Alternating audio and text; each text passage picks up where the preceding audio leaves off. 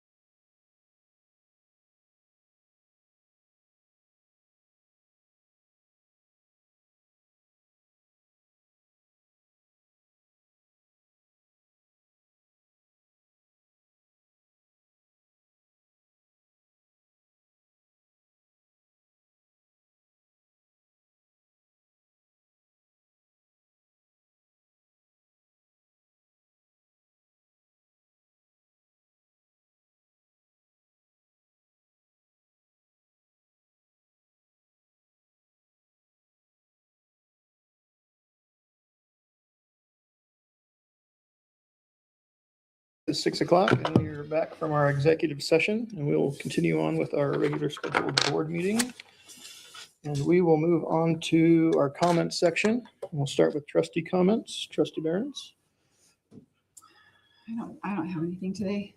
Okay. Trustee Salinas. Neither do Nothing? I. Okay. Summer's over. It flew by quick. We're already back in school, so happy to see the kiddos back. We will move then on to our public comments. We do have one public speaker. It's Miss Becky Evans. Miss Evans, when you get up here, you'll have 3 minutes. There'll be a clock. If you'll state your name and the zone or your address, and then you can begin. I'm Becky Evans. I live in Zone 5. Chair Deputies and Trustees, I'm here tonight to speak to RFID cards. Starting in the fall of 2024, a handful of people, including First Student Regional and local management and NSD district staff, have promised a feature for parents and guardians to utilize these RFID cards, a purpose for us. It has been said numerous times in multiple board meetings that this feature would allow parents and guardians to track their students individually who utilize the bus system. We've been told that we would be able to see when our kids loaded the bus or unloaded the bus. If they used their card, we'd be able to see if our individual student that they were on the bus or not. And we were told that this feature would be available in October of 2025. I'm here to report that this feature does not work, nor has it ever worked. Yes, we as parents and guardians can track the bus itself, but we have no idea if our student is on the bus or not. Now, maybe after watching 90% or so of all board meetings over the last 5 years, I've misunderstood what this feature was supposed to entail for us as parents, utilizing the RFID cards in the First View app. But as recently as spring of 2026 in a board meeting when the board and district personnel were discussing RFID ID cards, students losing them and parents paying for them to replace them, the district told the board that they were trying to motivate parents to pay for them so that they could track their students. So that confirmed to me that, again, that was the promise and what the feature should be doing. The RFID cards have absolutely zero benefits or use for parents or guardians. They do nothing for us.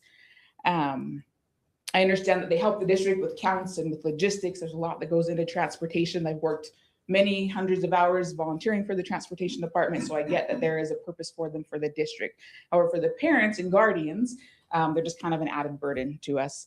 They're another thing that not only do I as a parent have to make sure that my 5-year-old doesn't lose, but I have to make sure that my 5-year-old doesn't lose it for 6 years, and that includes 5 summer breaks because they're to use the same card for their entire time at whichever school they're at. I have to pay for another one if it does get lost in those 6 years and those 5 summer breaks for a 5-year-old, obviously different for other age kids. All for a card that for us as parents serves no purpose. Yes, it serves purposes for student and for the district, but in my digging and research, I've come to understand why this feature has been promised and assured that it is working, but why it doesn't actually work. Unfortunately, my 3 minutes will not allow me to go into that digging and research and why I've come to learn that feature does not work.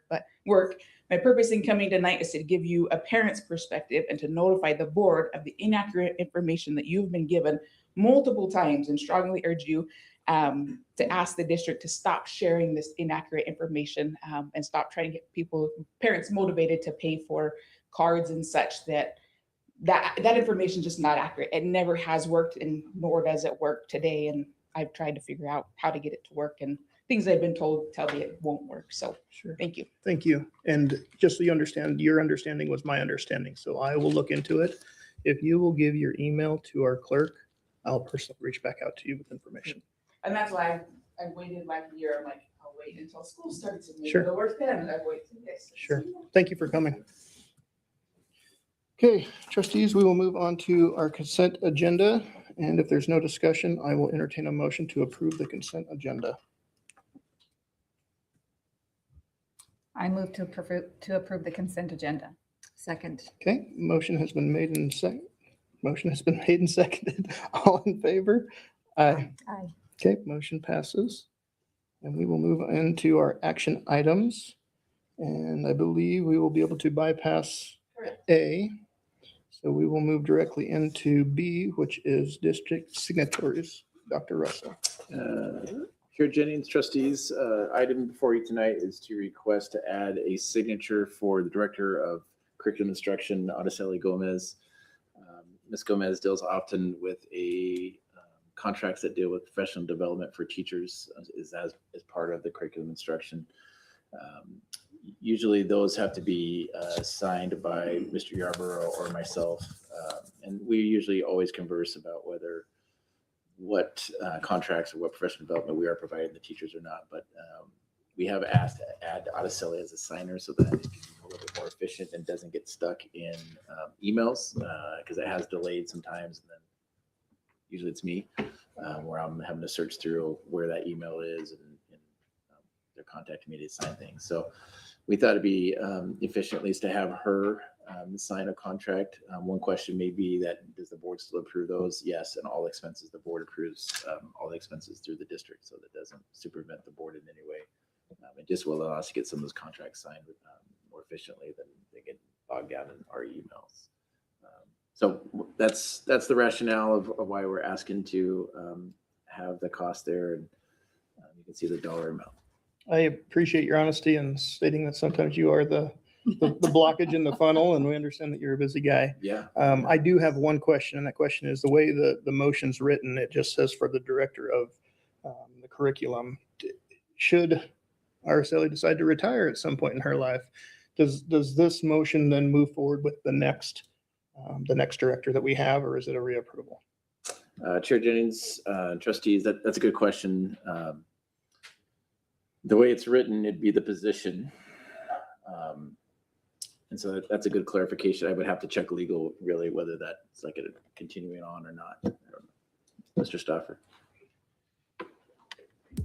Chair Jennings, Dr. Russell, that language has been consistent with what our recommendations from the attorney is, not to make it name specific, but position specific for the event that there is a change in the personnel, that the position is authorized to do that.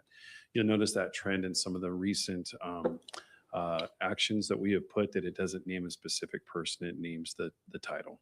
Okay. Trustees, any other questions? Okay, I will entertain a motion.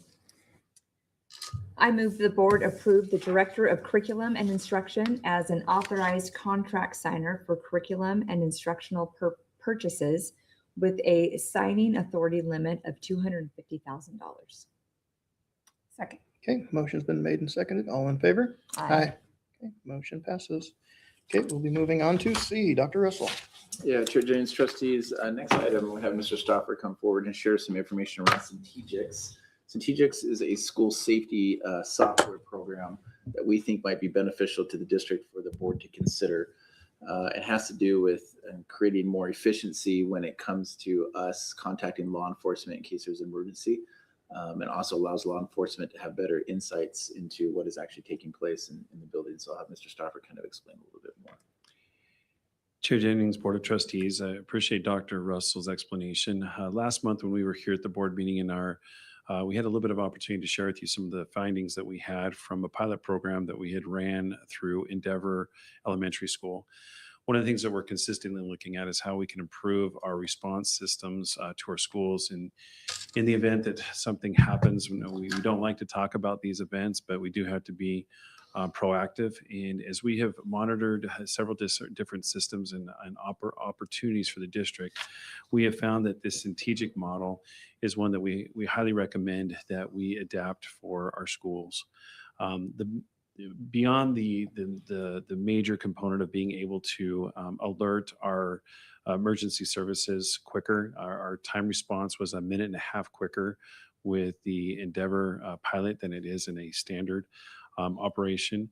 It also provides some opportunities for the school to receive assistance when it is needed by the classroom teacher for just the administrative staff and those who are there to help support our classroom teachers.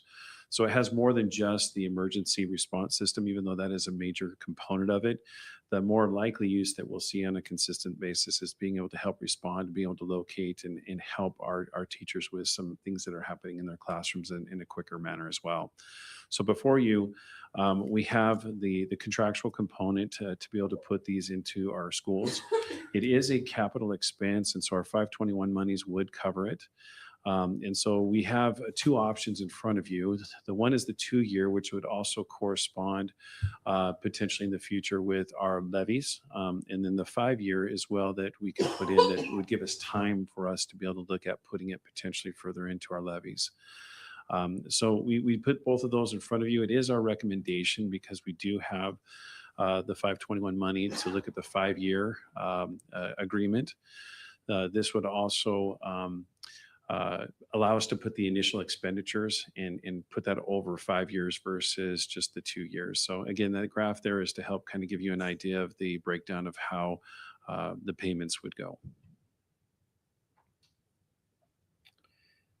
Let's see, how do I word this?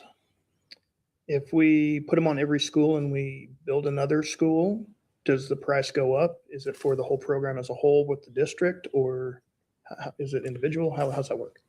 Chair Jennings, thank you for the question. It is actually per building and it has to deal with the square footage. So there would, if we add another school, we would have to add. Now, the good news, I don't think we're going to be adding or building any schools. So Sure. that's probably not in our future. But if we did have to add or take away, it would drop that price based off of that site cost. And excuse me, but that 22 is broken down by the amount of square footage and coverage that it has. That's how they rate or give us the pricing is based off of square footage for the buildings. So they don't necessarily tie you into the expense should we need to downsize or Correct. The biggest cost obviously is the initial implementation of all the equipment. That's the big cost in this picture, but there is a cost for the yearly monitoring of those systems and to make them up and running. But those can be dropped off after, if a school goes defunct, we can take those off and the price would reduce. Again, like you mentioned, if we added a school, then the price would go up based off of the size of that school.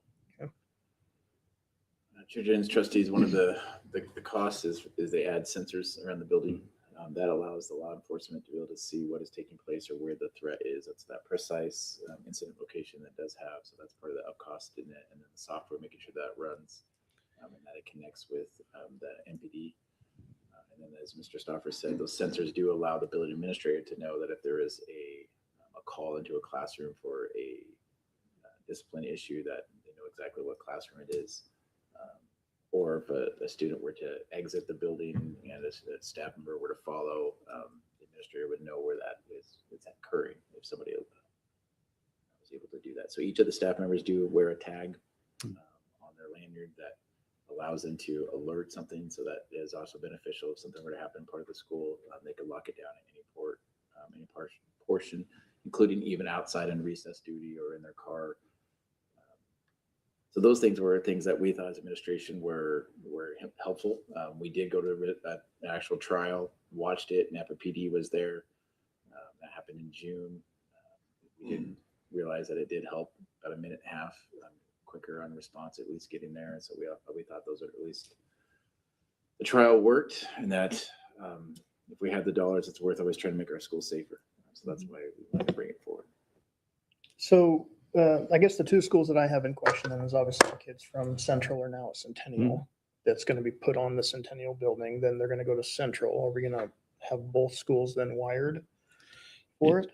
Chair Jennings, one of the things that we're doing is initially the answer would be Central is going to be a little bit longer because we're waiting for them to be ready. So it will be ready in December.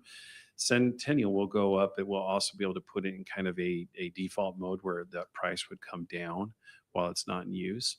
But again, as a reminder for the board, we have discussed that Centennial at some point in time will most likely become our STEM magnet school. Sure. So the infrastructure will already be there for when we are ready to make that move. We'll be able to turn that back on. So there won't be the initial costs again for that building.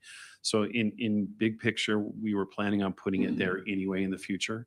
And that's a very, if our plan goes accordingly, that's about 2 years. So that's not too far in the distance. And so again, it just helps us save us with those overall costs up in the beginning of bringing that school online. Okay. So ultimately, it is the same package that we're presenting. There won't be any additional components as we come back to having another school online with the STEM Academy. Trustee Jennings, Mr. Stauffer, would you share? I think we're not the only school district that's looking into this. Would you share? I think there's some other in the valley that. Yeah, Chair Jennings, Board of Trustees, West Ada has currently already has this system in place in their infrastructure. There are several others around the area that are looking at it as well. It's probably the most vetted and the most tested system out there. There are other systems that do this. We tested one probably about 15 years ago as well, but the technology just wasn't ready for what we had and what we would like to see. Now we're at a place that with also their experiences, with our experiences, they've all matched up. Yeah. There are other several school districts up north. I don't remember exactly which ones they are, but there's some up north that are also running this as well. So we're not the first, but we're also not at the tail end either of doing this. And because we have the funding that we do at this juncture, we felt it would be a really good use of this money. Chair Jennings, trustees, in all honesty as well, with the one 15 years ago, it was the upkeep cost. Mhm. And so that does worry me a little bit. Anytime you get technology, those software always gets old. There is always upkeep costs. So it is something that district's probably going to have some upkeep costs at some point to renew, and technology does not get cheaper. Sure. So we definitely consider that. Yep. But as Mr. Stauffer said, as we sit here now, we do have funds for it, and we do think, we as administration wanted to make sure our schools are as safe as possible. So that's why when we discussed it, all the pros and cons, we thought, well, let's at least present it and see where we're at with it.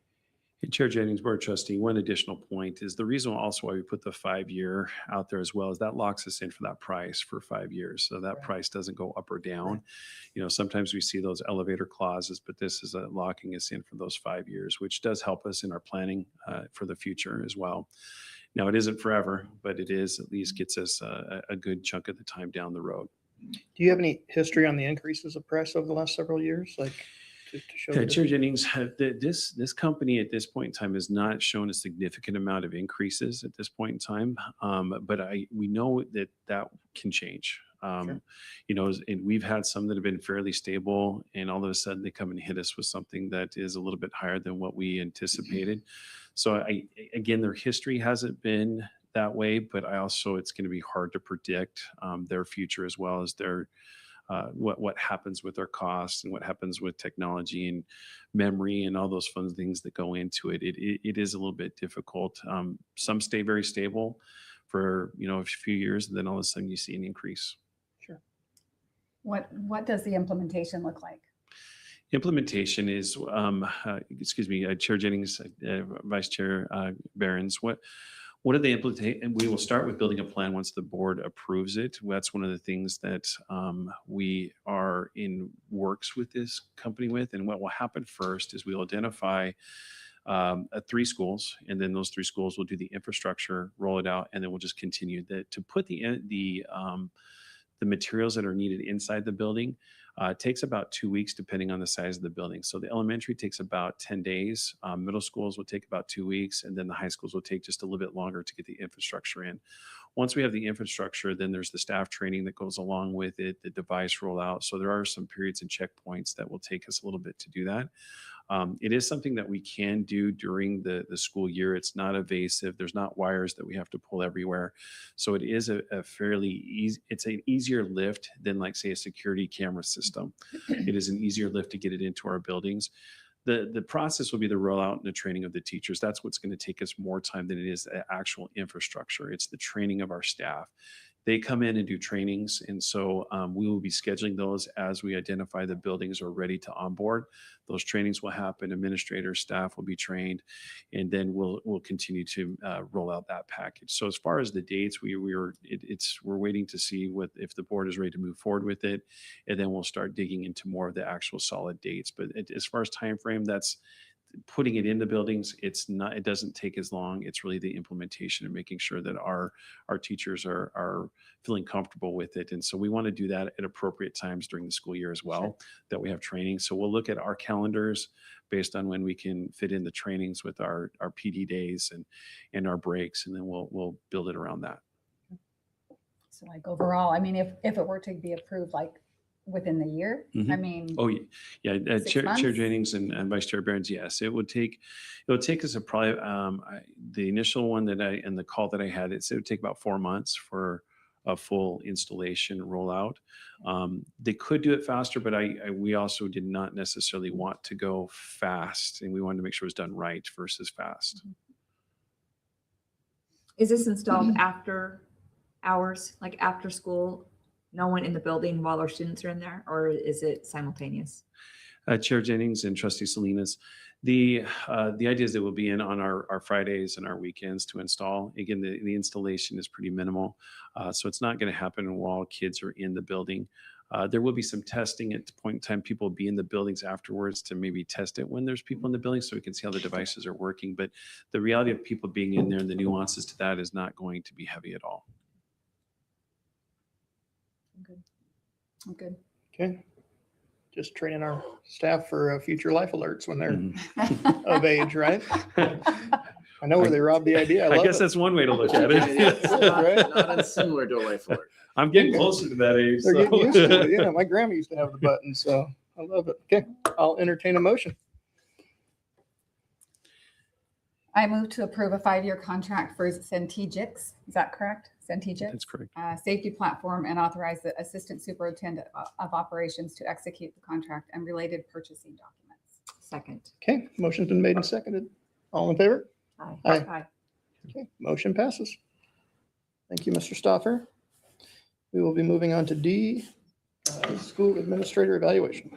Chair Jennings, trustees, before you, item D has to do with school administrator evaluation. This is something that was brought forth last month and kind of shared as an information item that district administration has been working on a tool to better evaluate our administrators that reflects more of the work that they do, particularly around the high reliability schools framework. And I think we brought this and kind of shared with each of the 5 component areas I think you'll see in your board packet there. So there was no changes made to that. This was done in congruence with other administrators, so they're aware, and there was a small committee that had worked through that, and we're bringing it forward with a formal ask tonight, but happy to answer any questions you may have. Trustees? No questions? I think that's good. There was a question and conversation that was brought up. How does this compare to the previous evaluation? Yeah, in previous, Chair Jennings, trustees, good question. Previous evaluation comes from the state of Idaho, kind of a generic one. It has to do with, the previous one deals with like school climate, deals with instruction. And there's 2 or 3 others criteria there. Some of the things fit, some don't necessarily. Some of the categories. So the state kind of did like a shotgun approach. They try to throw everything out there that you would need if you were to build an administrator. We used it a long time, but it just didn't tie into the things we're working around. Let's say when we're building a plan for your school around building cycles of instruction. There is a section around instruction, but it doesn't deal with building cycles of instruction. And that's getting complicated. I'm trying not to get complicated here, but I can go down the rabbit hole if you want. So it's more specificity in this because these are the things that we've done our training with our administrators and that we ask them to build their school plans around. Whereas the state is more generic, like school safety. Do you have school safety? Yes. We're more like, do you have school safety? Do you have data to show that you're tracking your school safety? And where are you showing that you're tracking your data? So that's the difference. One is more kind of generic. This one's more kind of specific into the things that we're asking our schools and our buildings to do. Very good. Good. Okay, I'll entertain a motion.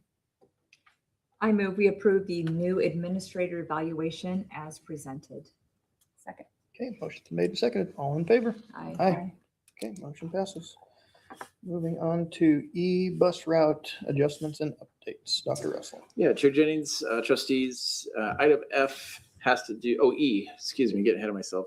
E has to do with the moving Central over to Centennial.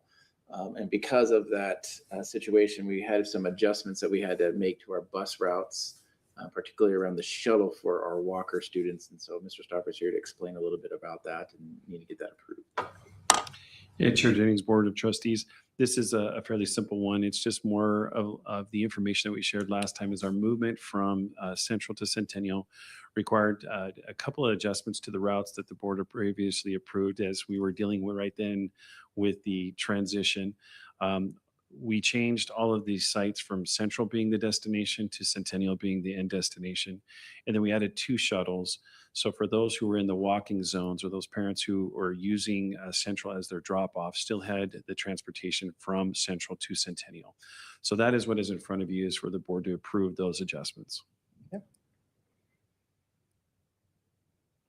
How has that been going? Trustee Jennings, it's been going really good. I've been at the school. I think we've all visited just to see how things are going. They've done a wonderful job of creating the environment for our students.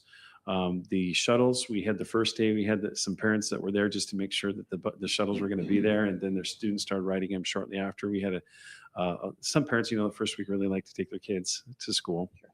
And so we saw more numbers on the shuttles yesterday.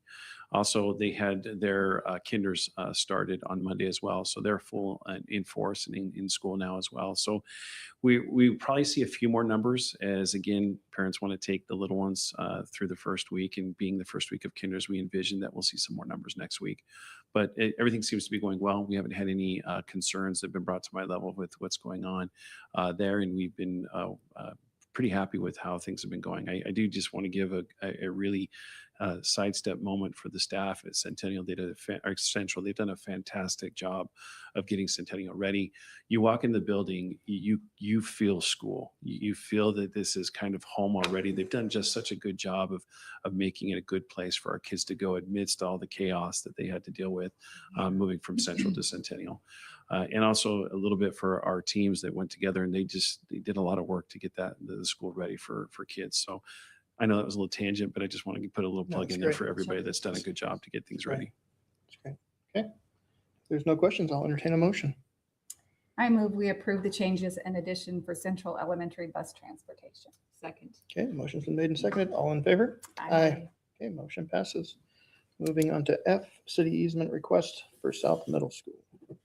Okay, Good. Yep, Chair Jennings, trustees, Mr. Stoffer, I'm going to have him come back up so he can share with the request from the city to get an easement on some of our property to address some water lines, I believe. Chair Jennings, Board of Trustee, again, Dr. Russell, I appreciate him setting that up. We have been in communication for about 8 months with the city about a need for irrigation pressure on the south side of our town, but specifically surrounding south and in the neighborhoods in that area. In our back corner of that property, where if you know where the old driver's ed building is, behind there's a building which was a pump. Now that pump has not worked, or the city hasn't used it for over 8 years.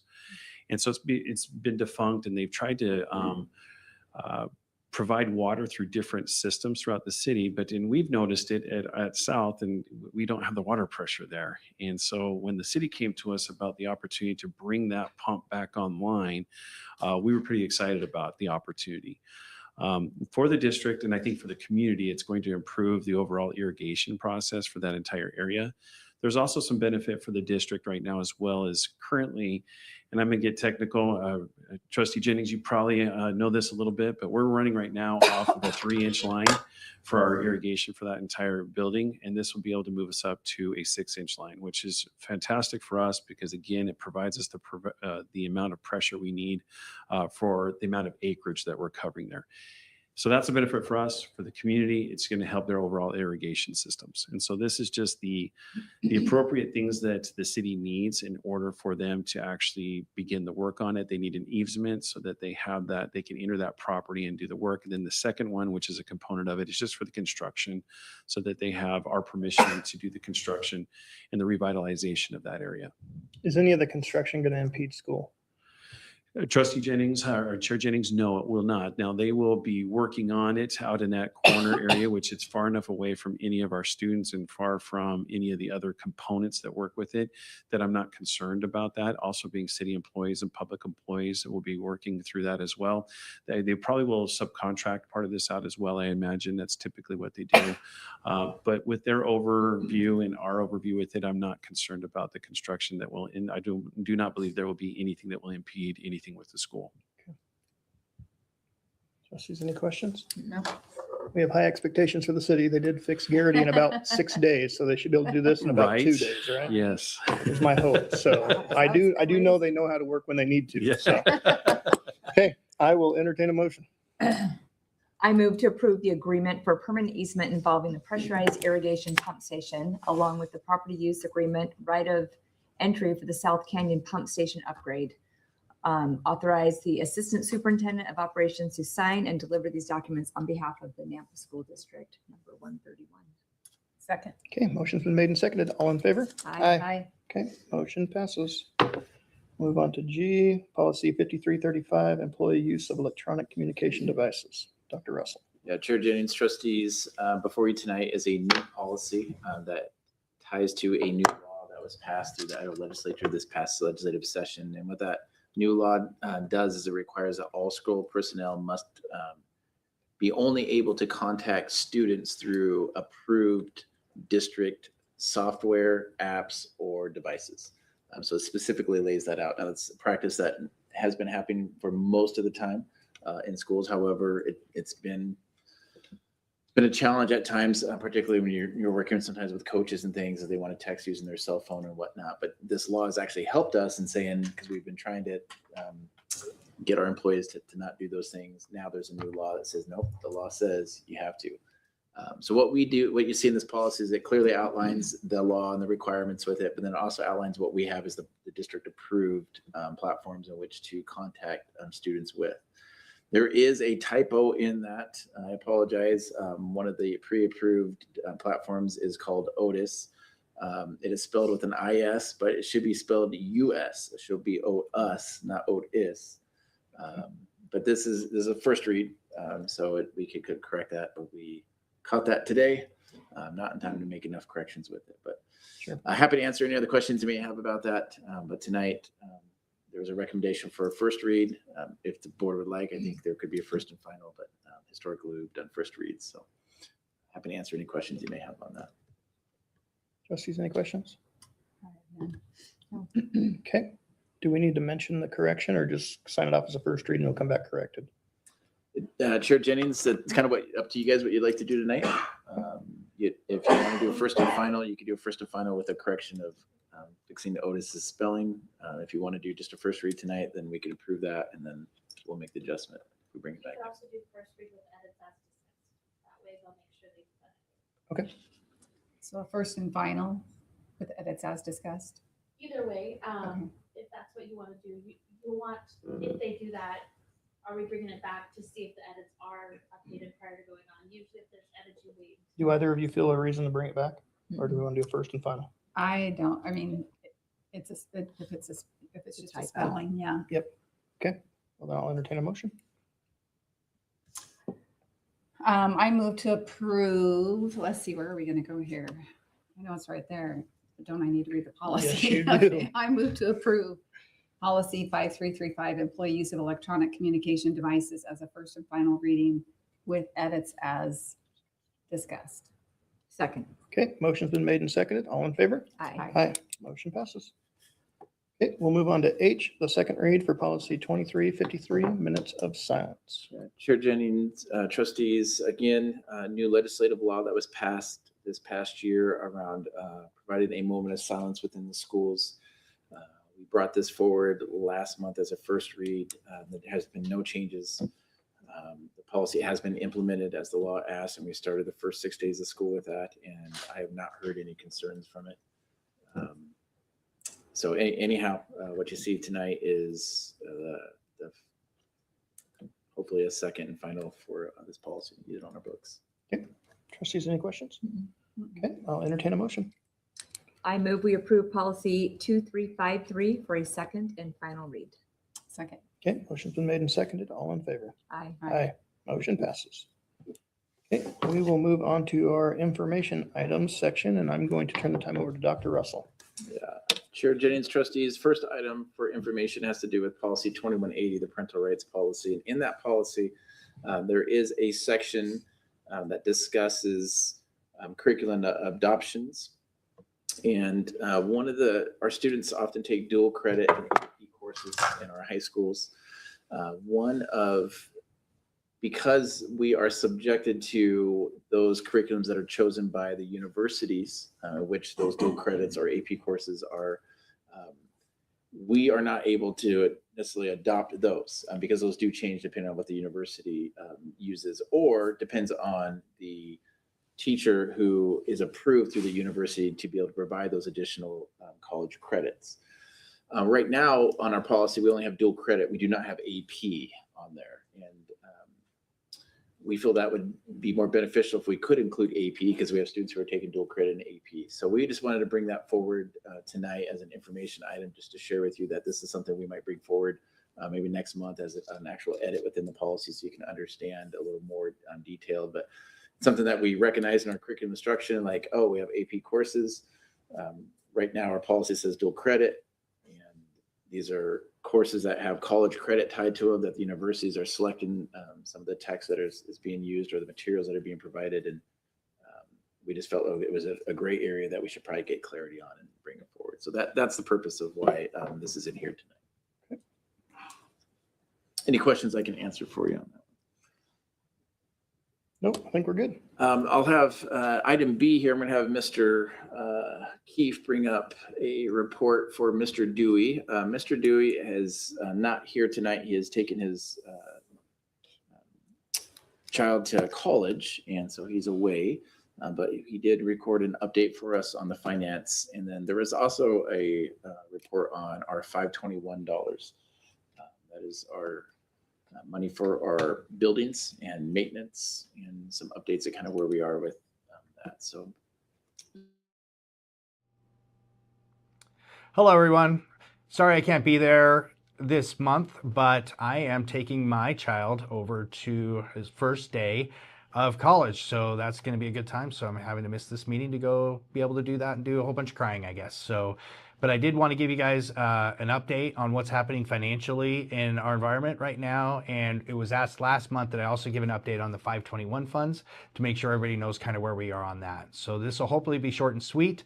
I did try to AI this, but I just don't think AI can get my sense of humor. So I'm just not going to go there this time. All right. So first off, I want to go into what's happening at the end of the year. We are working on getting the final accruals, general entries done, getting all the last of their, all of our salaries and everything in there to get everything ready for the audit. The auditors start coming in on September 8th, right after Labor Day. They'll be here for a couple weeks to get everything in. Right now, based on what we're seeing, the revenues and expenses are within the expectations I've been relaying to you this whole time. No big surprises that I know of. Hopefully the auditors don't find anything at this point in time. They've never found anything since I've been here, but that is, you know, I want to cross my fingers and knock on wood that that's not going to happen again. And then hopefully the audit report will get to you guys by the October board meeting. If we can't get it done by then we might need to be able to get it sometime in November at the early part, because the audit is technically due 120 days after your fiscal year end, or we won't get our next payment from the state.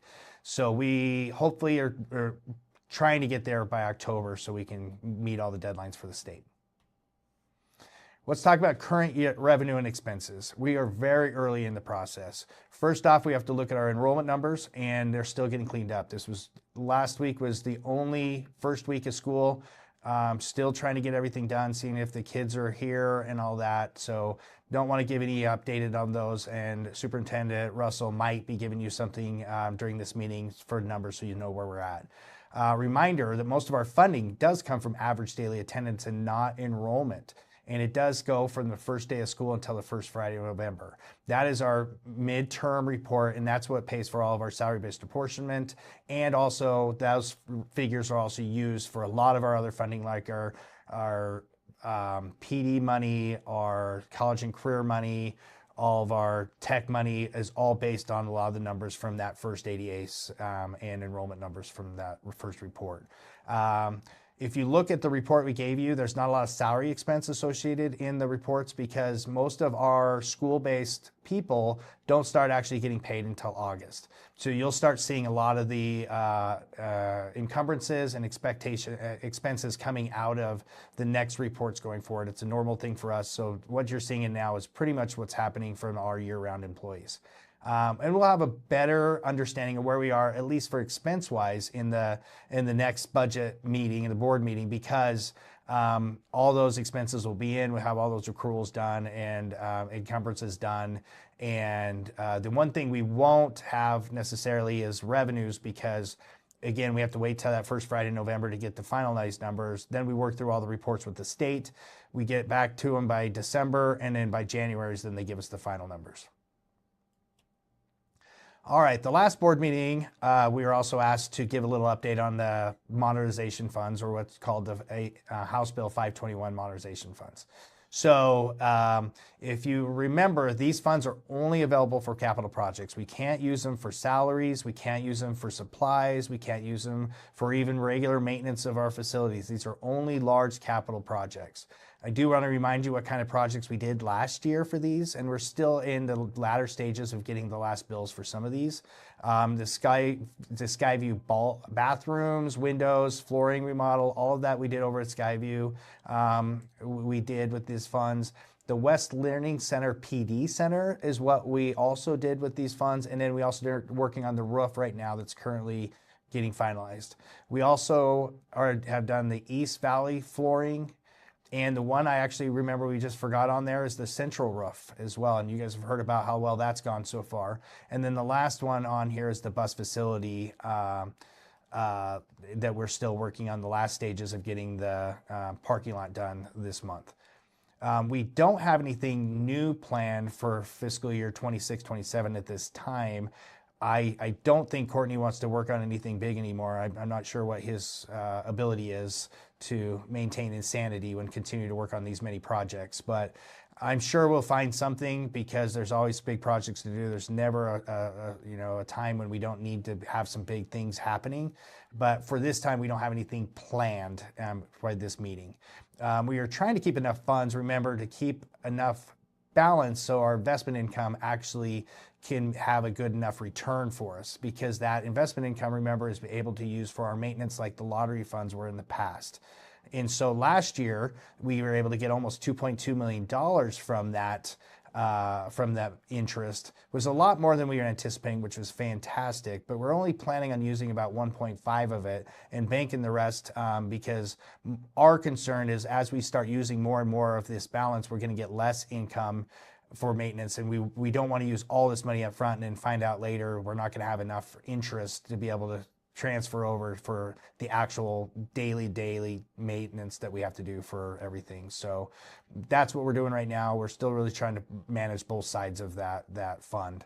And just to give everybody what the approximate balance is right now, it's about $40 million is where we're at year end, and we're still getting a couple big bills that come in that we'll pay out of that, but it's around 40 million is what it is. Thank you everybody for listening to me, and hopefully you have a good one. And this is a lot quicker than the other ones I have done for you in the past. We'll have to actually time that out. What trustees, one of the things I think that Mr. Dewey's alluding to is, as we do spend down that dollar amount, and we just talked around strategics, another thing that we can do, it's been a great blessing because it's been able to help us address some of the needs we have in our schools. The Skyview project has been great. Mr. Stark will come up here and share that. The PD Center was a huge hit with our staff. It's been great to have a place that we can have all of our teachers come together, do some training with. So all those things are wonderful for us. The biggest need that we're going to have to do is determine ultimately what do we want to do with the final last chunk, which means we can apply that to more building needs because we have plenty to upgrade and fix, or do we try to in some way apply that to a Napa High? Napa High, when you look at our portfolio, Napa High is our biggest need. It has the most upgrades that needs to be done, and at some point we need to discuss that, because if we're not going to do anything with Napa High, then we could start strategically planning to use it's going to be around probably 35, 38 million for those projects, and kind of start get Mr. Stauffer a game plan of what the next 5 years looks like.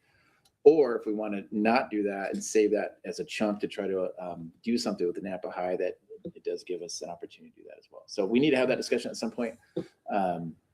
That's what Mr. Dewey was kind of sharing right there. For now, it's collecting interest for us and allowing us to be able to do a maintenance yeah, happy to answer any of the questions you may have, everyone. So I got a question that you may or may not be able to answer. So we made 2.1 on it last year. We're going to plan on using 1.5. Do we keep the 2.1 in there and slowly draw out of it so it continues to gain interest, or do we have to draw all the interest out, park it somewhere else? Now we're not making money on our money. Do you have that? Chair Jennings, I'm going to have Mr. Stauffer. Chair Jennings, I think the great question again. What we're doing with that right now is that we're sitting it so it's also receiving interest as well. So we're putting it into place that we're only using the 1.5. We pull out of it, we're leaving the rest, and that's the idea, is to keep banking that as we have these years where we have the bigger amount and we're getting more interest off of it, that we're going to put it to the back end of the maintenance. Now, just as a reminder, with the 521, we only have 6 years to spend it for that duration. So we're entering into year 4. So there's only 6 more years left to figure out what we're going to do with the rest of the money as well. After that point in time, it ends, and we're not sure what the state is going to do with whatever balances we do have, but it is a 10-year set balance. And so we're into year 4 now. We just started year 4 of it. We have 6 more. We have 6 more. Yep. So obviously we're still making money on the interest. Does that mean we're only going to pull out 1.5 out of the 521 funds and the rest of it stays with that money to make money? Or do we So- have it all pulled into a separate account? Chair Jennings, what it is, it's sitting in an account right now. So it's not the interest is a different bucket where it's receiving that Okay. interest. So we can't touch the 521 for any of the day-to-day maintenance. It has to stay there. But the interest is But dripping the into another. interest that we get off of it is what we take. Gotcha. And again, we're not the only district doing this. All districts are having to do this because we lost all of our maintenance budget for schools. And so what we're doing here is we're putting it here and we're taking out of that to take care of our day-to-day maintenance needs. And that it is about 1.5 is what we look at. Sometimes that has been a little bit less. We did 1.4, I think, was last year, but we have 1.5 budget as we're trying to stay inside that budget as well. Something to consider, and I'll put this little plug in with how much we do with how little we do have. If you look at the infrastructure that we have, the square footage, the age of the buildings, our general maintenance, according to the national standards, should be about $3.5 million is what we should have for day-to-day operational costs for maintenance. Deferred maintenance is about another $8 million that we should have on a yearly basis. So just to kind of put those numbers in comparison to what we actually are working with, I think we're doing a really good job trying to keep our schools safe and up to par. But there are some things that we do have, and that's why, again, this 521 is a blessing. But as we look forward, that's one of the things I'm hoping to get direction on is what do we need to do next? And so we're kind of at that threshold where the number is at an area that will have to be very strategic. Okay, very good. Trustees, any other questions? Okay, thank you, Mr. Stauffer.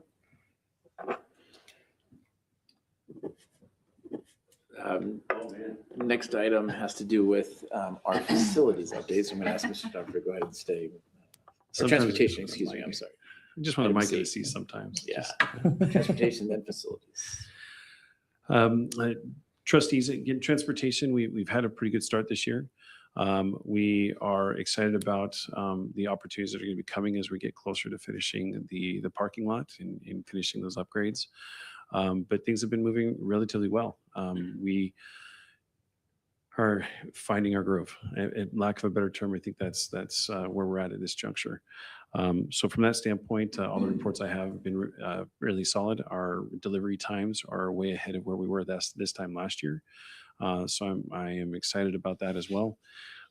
We do have now our athletics and everything else will be starting up. So we'll see our next wave of our routes being fully utilized. And so we'll have more to report next month as we've fully now unpackaged everything. Very good. And now for facilities, if there's no other questions on that, I do have a brief visual for some of the projects that have been completed over the summer. I know Mr. Dewey mentioned a few of those. We had a really busy summer. A lot was going on. I do appreciate him talking about my sanity. I don't know what sane looks like anymore. So the first that we'll bring up to you is our Skyview project. I'd also like to give some acknowledgement to our yearbook team at Skyview. They're already working and they took some of these pictures for us. Actually, they took all these pictures for us. So I was happy to see that they're fully engaged and working inside of their class and they were able to help us. So some of the images you see are the areas that we put some work into, and there's obviously a lot more than this, but the magnitude of it is pretty outstanding. All of the hallways are now that shiny one down on the bottom middle. You'll kind of see that we have the concrete, and we took out all the tile, the crumbling tile that was all there. So we were able to get that taken care of. It looks fantastic. It actually makes the hallways, I think, a little bit brighter, and we don't have to deal with some of the discoloration that was on the floor before. The bathrooms are obviously one of the major focal points of being able to renovate them to truly look up to date. But we're pretty proud of the work that's been put into there. We've had great feedback from both staff and students alike. Our other 3 areas were the entrances of the back area, the front entrance, and then we had one other side entrance that goes out to the stadium was impacted as we put new entrances in there, better efficiency with our windows. If you remember prior, we actually were having some rotting out of the iron that was up there, and the metal was rotting out. And so we've taken care of all those issues. So a really fun project. It was a really dirty project, but a really fun project that we were able to navigate through. Awesome. And That's on great. budget, everything that's the other part. So again, grateful for our partners. Bennington has done a really good job making sure that we stay within the constraints that they have provided us. And so we are definitely continuing to enjoy that professional relationship that we have with them. I love it. It looks amazing. And then the second one is a dual project. I know we call it the PD Center, and the eye candy is the PD Center, but the other part was the roof. We had to redo the roof at West. It really was in need of a new roof. There were some sections of it that we found out that probably had not been touched for more than 40 years. And so there was, this was a great project for the overall stability of the building. And so that was the primary, the big focus for the entire school was the roof, and then the PD Center, as Dr. Russell alluded to. At the beginning of this year, all of our teacher trainings were able to happen through this facility. There are 5 conference rooms, and we have 2 flexible conference rooms in here. But it is really functioning the way that we had anticipated. We're still working on a few of the scheduling pieces that we're working out right now, but you will now find that a lot of our opportunities to train teachers will be found in this facility, and it's ours. It looks great. I drove by it just the other day, and man, it looks fabulous even from the outside. Thank you. Well Again, done. another project that we worked with Bennington that stayed within inside of our constraints that we have, and really excited what we were able to get out of for the dollars that we had anticipated. So it's been a very busy summer, but a very productive summer as well. Yeah. Update as far as timeline on the bus parking lot. Yes, I've been on the phone today a lot and out to the site a lot today as well. I have some things I'm working through with the city to find some timelines, because there were some adjustments that were made in some of the swell areas that have to meet some of the geo rules that they have. Once I have that, I can give you a better estimation of what our timeline looks. The parking lot itself, about 90% of it is about ready to be paved. It's the swells that we're working on and trying to figure out all the depths, the widths, and as you get into the digging up of those areas, there's been some adjustments that have needed to be made. None of it has impacted the actual parking itself. It's just to make sure that the water drainage is appropriate and getting to the right places for where it's located. So I feel I'll have a better answer to that here within the week. But like I said, 90% of it is ready. They're actually starting the landscaping as well. They're putting in the sprinklers in the areas that are already there. So they've already moved to that phase. We're just really working and putting the attention onto the swells area. There's 9 of those swells throughout the area, and I think as of today, I think 4 of them are completed, and then there's one that has been the tricky one that they're working on, and they've started the other ones as well. So there's one main one that as soon as I have an answer back on that, I can give a better response to. Awesome. Thank you. Very good. Trustees, next item has to do with our enrollment, average daily attendance, and because we started school, we do not have a report until September. We will. To give you kind of an idea where I think we are, and it's a very much a guessing game at this point because we're only 6 days into school. I believe we are down, and we are down, I think, a large number. from what, at least in my opinion, where we are. Our power school number right now is showing us at 11.9. We budgeted around 12,000. So that number does not seem as terribly off, but our actual daily counts that we're taking right now are showing us down more than that. Part of that is because as students leave us, other schools have to request those records, but some schools may not be open yet where those are. So we don't know actually who's leaving us completely and who's staying. We know we have some in Power School that haven't shown up, and so we're going to be cleaning our rosters in schools starting Friday. So we will drop some of those. So that number historically, we do drop a couple hundred kids. So the fact that we're starting 100 down, we usually drop a little bit more that don't show up. I did ask for us to run a report, and I do have a number, at least from May 1st to now, how many students have left our district, and that's 436. But we don't know how many have actually moved in this year as well. I do have a breakdown of kind of where they've gone, and that's what we're kind of looked at. But right now, my biggest concern is actually kindergarten, our kindergarten enrollment being down 100.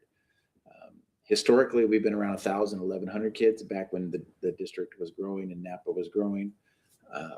As we've dropped, it's been pretty consistent around 830, 840, 850. So for us to be right now at 756 is extremely low. Again, we still have some records where kindergarten is one of those where we have to have birth certificate and proof of residency. And some parents have completed those things and we haven't pulled them over yet because we're missing a document or two. So we're not sure if those parents are going to come back with that document or not. So our schools are going to start calling when those families to see if they are actually enrolling, or did they find another place to enroll, or are they going to homeschool and or whatever that may be. So we're in that process right now. So all that said, am worried about it in the sense that school finance is very difficult because you look at where you ended the year and then you look at your historical projections of where you are and you try to staff based on that. And then you got to wait for the kids to actually come. And right now, if we're down, that means we're going to be overstaffed. Walking the classrooms, it looks like we are overstaffed in the sense that we have very small classrooms, great classroom sizes, 17, 18, 19, 20, 21, 22. At least I haven't been to a high school yet, but the middle schools and elementary schools look that way. High schools are a little bit different because just there's so much scheduling. And so some classes can look large, some classes can be very small, but at least in the buildings that I've been at, the classes look great, which is excellent for our staff, excellent for our kids. We want that. Unfortunately, the funding makes that challenging to be able to do that. So we should have more of an idea here in the next couple of weeks as we begin to clean our rosters and as other schools open up around the state and around the country, because we do have quite a few students that do just move out of state as well. We'll be getting some records and have an idea of kind of where we're at with that and have a better idea of where we are. So any questions I can answer on you with that, kind of where we're at? Nope, I think we're good. Thank you. I should say this, at least we're up in students in 8th grade through 12th grade. So more than what we projected. So it's really an elementary K6, 7 that we're kind of concerned on for the most part. The other grades, and when I say up, we're up slightly, it's 15 kids here in 9th grade, 20 kids there. It's not up 70, 80, 90. But it's kind of as the lookout is where it's kind of looking now. Again, as we drop records, that number could fluctuate. Sure. And I'll have a better update as we go with that. Superintendent's report is the next item. And 2 things on that I just wanted to share. The first has to do with our Napa lease devices that we have. We do lease our devices for our staff and for our students. You've probably heard of this thing called AI. AI is now the rage in the world. And with that, what we've heard is tech companies are investing a lot into AI, particularly microchips, to be able to, I guess, develop it. With that, though, the cost of microchips for PCs has skyrocketed. So at one point, we used to do PCs and get a fairly decent price with that. But because the microchip that goes in them is more expensive, the cost has gotten so expensive as well. Being in the tech world, it sounds like Apple is aware of this and has came in with a device that has priced them lower to where they're more competitive with a PC now. In the past, MacBooks were always very expensive, and very few schools did those. Most of the schools you would know did like Chromebooks or HP devices. So what we've seen is a major kind of shift in the tech world when it comes to that. we have been, we've had our reps, business reps, if you will, reach out to us and talk through us around what some of this pricing is. And the way the tech world works right now is it may benefit the district for us to consider locking in a price sooner rather than later, knowing that microchips and those type of things fluctuate. And so we may be bringing some information to you in the future board meeting, potentially even as soon as next month, to discuss maybe locking in a price that might allow us to get a price that fits our budget rather than waiting until our lease ends, which would be June 30th, and doing it later because it could be more expensive. Is that, That's the tech world of best I understand it right now. is that currently the lease ends for the PCs in June? Is that what you're referencing? Yeah, Chair Jennings, trustees, that is our leases for the PCs do end in June. And so we would have to go out to the market and do an RFP and all those things again. And of course, we'd have to do that because that's state law. But our concern right now is understanding where we watch the market for PCs and we're seeing where they're selling them at right now. And it's above our budget. Sure. So we're going to need to find a device that would be within our budget. What devices did we did something with devices last year? That was Apple. I thought we approved it. Was it Apple? No, we did Oh, approve iPad. something. Yeah, so- iPads. So I'm like, I know. we Chair, did yeah. something. So Chair sorry. Jennings, Trustee Barons, that we do Apple devices in our elementaries. It's That's our right. secondary devices that we do the HP devices. That's our Okay. 612.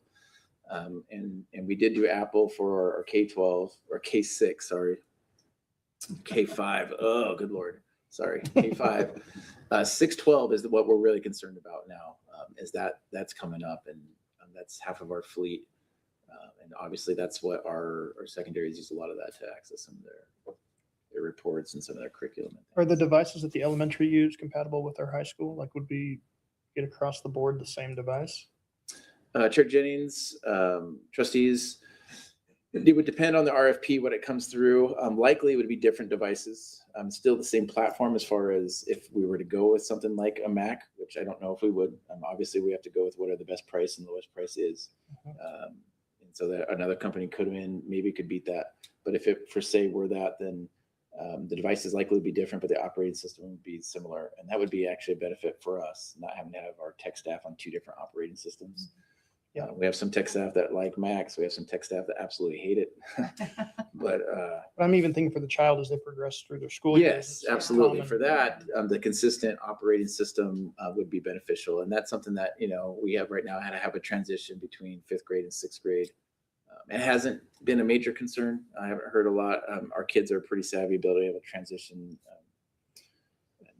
different platforms. But yes, as you had pointed out, it would be a K-12 system. Okay. The next one is the good news, back to school, and it has been a great start to the year. And walking the buildings, you're seeing happy kids and you're seeing teachers teaching, and it's been awesome. Walking this summer, the buildings with nobody there, it's really depressing. So seeing kids and staff back doing their work, it's great. We're excited to have them back, and so yeah, just very smooth. Busing, I've only had one situation come to me at this point, which is always good at the start of the year. A few delays here or there, as you would expect. As I mentioned, class sizes appear small. We got athletics starting up here this next week. Unfortunately, the fires, the smoke was a big concern we were worried about. So we're really happy that has, at this point, knock on wood, subsided. Hopefully there's no more fires, but we've been able to get out and get practices in and get our athletics and activities and things up and rolling. I'm pretty smooth with that as well. So yeah, just great to see smooth back to start. Yep. Yeah. Kids, staff, parents, everyone's excited. Good stuff. Yeah. Very good. Okay, trustees, anything to add to the agenda for next month?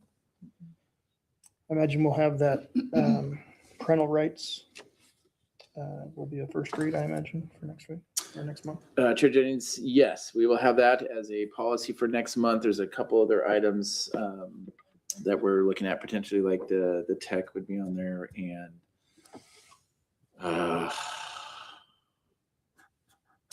there, I had a list. All right, I'll give you a couple weeks. You can figure it out. Yeah, we will. It seems like it might be a busy one. Yeah. I think we have several things on there. Very good. Okay, trustees, if we don't have anything else, Nope. we will adjourn.